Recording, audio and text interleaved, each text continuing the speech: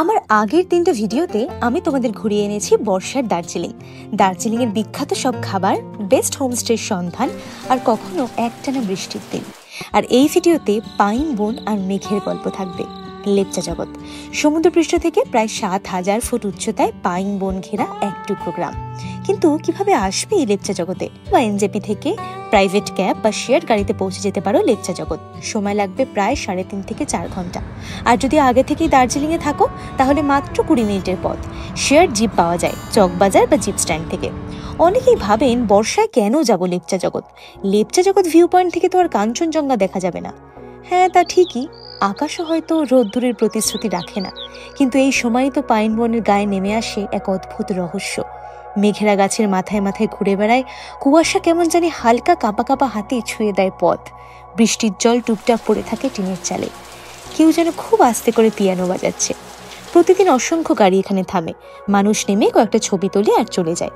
কিন্তু যদি এক রাত থাকো এই মেঘের দেশে, এই নিস্তব্ধতা, এই ঘন পাইন বন চিরদিনের মতো মনের কোণে থেকে যাবে। বর্ষায় পাইন গাছের ফাঁক দিয়ে মেঘ নেমে আসে, ঘাসে জল জমে থাকে, চারিপাশে শুধুই পাখির ডাক আর কুয়াশার নীরবতা। তাহলে লেপচা জগতে এলে থাকবে কোথায়?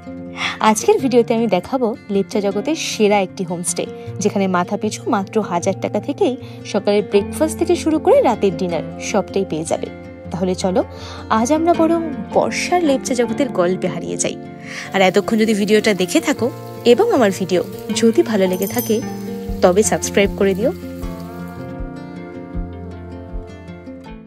প্রচণ্ড বৃষ্টি পড়ছে এখানে, কারণ এটা মনসুন সিজন, তাই আমি রেনকোট পরে রেডি হয়ে গেছি।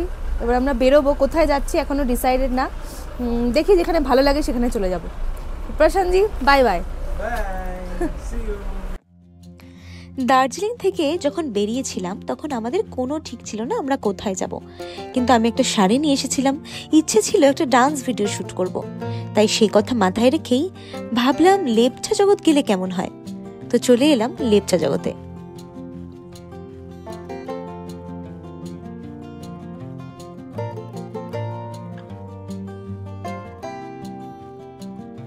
তো লেপচা জগতে আমরা যে হোমস্টেটা থাকবো সেটা হলো এই হোমস্টেটা, কাঞ্চন কন্যা হোমস্টে। আমার মনে হয় এটা আর এই লেপচা জগৎ এরা বোধ হয় একটাই হোমস্টে সম্ভবত, দুটো আলাদা আলাদা নামে চালাচ্ছে। পাশেও একটা আছে, সেটা লেপচা ভিউ হোমস্টে।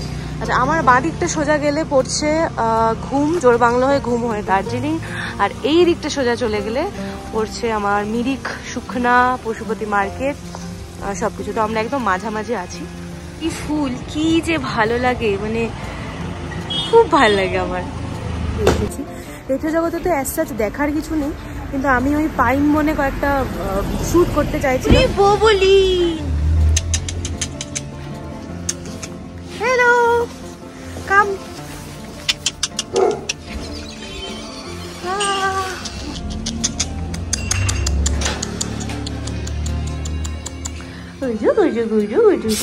क्या नाम है इसका? बुंटू। हेलो बुंटू। बुंटू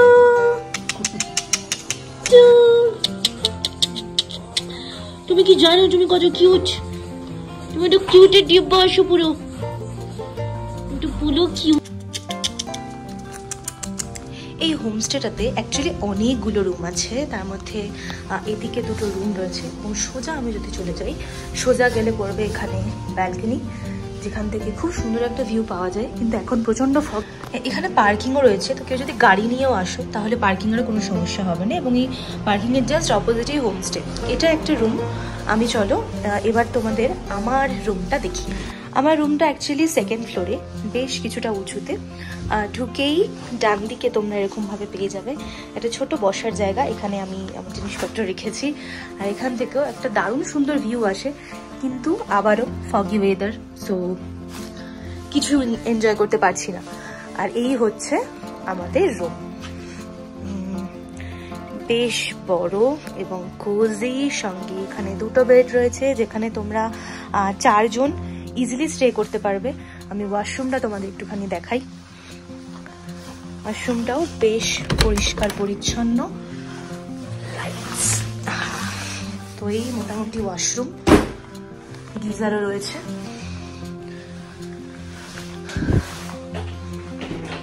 ছাড়াও এই হোমস্টের ওপরেও বেশ কয়েকটা রুম আছে এবং যত উপরে উঠবে তত ক্লিয়ার কিন্তু ভিউ পাওয়া যাবে, কিন্তু এখন সেগুড়ে বালি।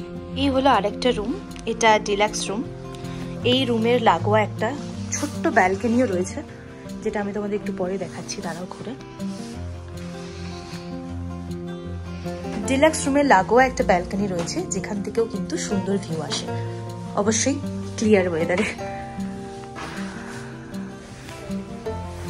তো এটা হলো ডাইনিং এরিয়া, এখানে লাঞ্চ, ব্রেকফাস্ট, ডিনার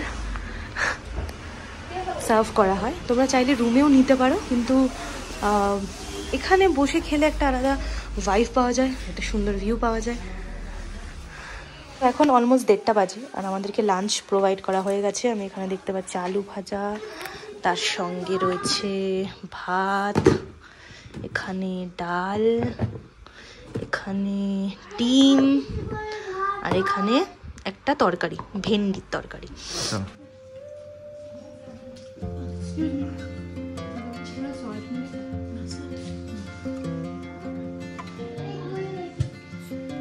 খাওয়া দাওয়া সেরে আমরা বেরিয়েছিলাম একটু হাঁটতে, বর্ষার মায়াবী লেপচা জগতের পাইন বনকে উপভোগ করতে। আজকে আমি আছি লেপচা জগতে, আর এখানে প্রচণ্ড বৃষ্টি হচ্ছে, তাই ছাতা নিয়ে ঘুরতে হচ্ছে। আমরা যে হোমস্টেটাতে উঠেছি সেটাও এই লেপচা জগন ভিউ পয়েন্ট থেকে খুব একটা দূরে না, মোটামুটি 500 মিটারের আশেপাশে। আমি তোমাদের পরে দেখাচ্ছি, তার আগে চলো এই লেপচা জগতের ভিউটা তোমাদের একটু দেখাচ্ছি।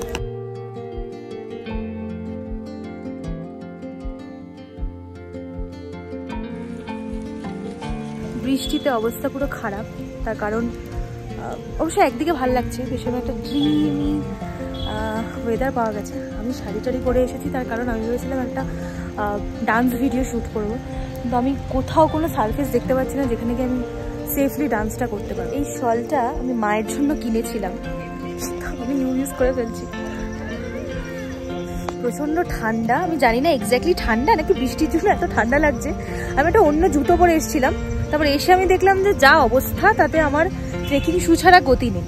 আমি আবার চেঞ্জ করে এলাম। হচ্ছে রাস্তার অবস্থা, ট্রেকিং শু ছাড়া এখান থেকে যদি আমি উঠি আমি শিওর আছাড় খেয়ে পড়বো, তবুও আমি এখান থেকেই যাব, বিকজ আমাকে এখান থেকে উঠতেটা হবে।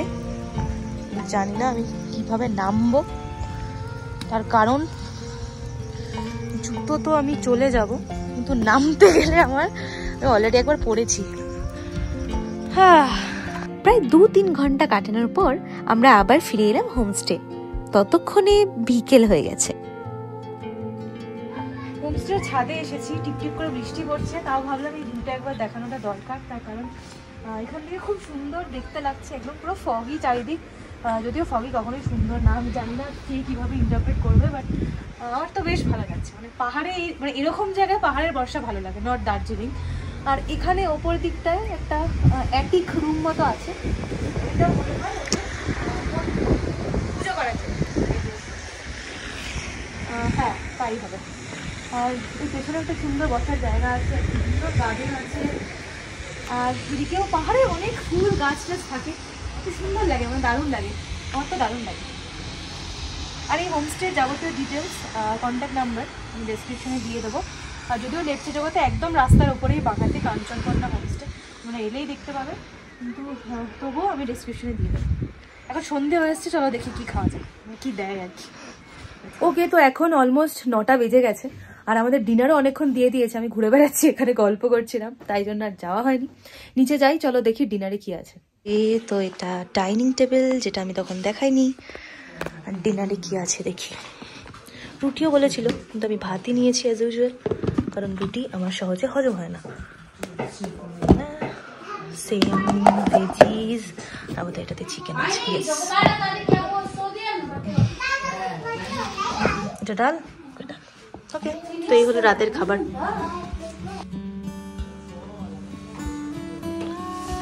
লেপচা জগতে আমরা যে হোমস্টেটায় আছি, এটার নাম কাঞ্চনকন্যা হোমস্টে। আমি বাইরেও যেমনটা তোমাদের দেখাচ্ছিলাম। তো এখন আমাদের ব্রেকফাস্ট দিয়ে দিয়েছে, চলো দেখি ব্রেকফাস্টে কি কি আছে। পুরি আর রুটি অপশন দিয়েছিল আমাকে, আমি বলেছি রুটি নেব, তার কারণ বেকার তেলের জিনিস খেতে চাইছিলাম না। দার্জিলিংয়ে অলরেডি অনেক ভুলভাল খেয়েছি। আর এই রুটিগুলো না বেশ অন্যরকম, মোটা মোটা রুটি, ছোট ছোট রুটি, বেশ কিউট দেখতে। আর এখানে এমনি নর্মাল সাদা আলুর তরকারি। তো একদিনের স্টে কমপ্লিট। কেন টুপিটা পড়ে আছে জানি না, যাই হোক। তো আমাদের আজকের স্টে কমপ্লিট। এক্সপিরিয়েন্স ভীষণ ভালো ছিল। তোমরা জানো যে দু একটা খারাপ এক্সপিরিয়েন্স বাদ দিলে পাহাড়ের মানুষদের হসপিটালিটি সত্যি মনে রাখার মতো। আর হোমস্টেটা ভীষণ কোজি ছিল। একটা রাতের জন্য আমরা থেকেছি এখানে। বেশ ভালো এক্সপিরিয়েন্স। আমি ডিসক্রিপশনে ডিটেলসের নাম্বার প্রোভাইড করে দিলাম, তোমরা চেক আউট করে নিও। আর অবশ্যই আমাকে কমেন্টে জানাতে ভুলো না যে তোমাদের এই এপিসোডটা কেমন লাগলো। তো আজকে আমরা দেবটা জগৎ ছেড়ে যাচ্ছি রেলিংয়ের দিকে। রেলিং একটা খুব সুন্দর হোমস্টেতে আমরা থাকবো। সব ডিটেলস তোমাদের দিয়েই দেবো। তো চলো বেরোই এবার, আর দেখা হচ্ছে নেক্সট এপিসোডে। বাই।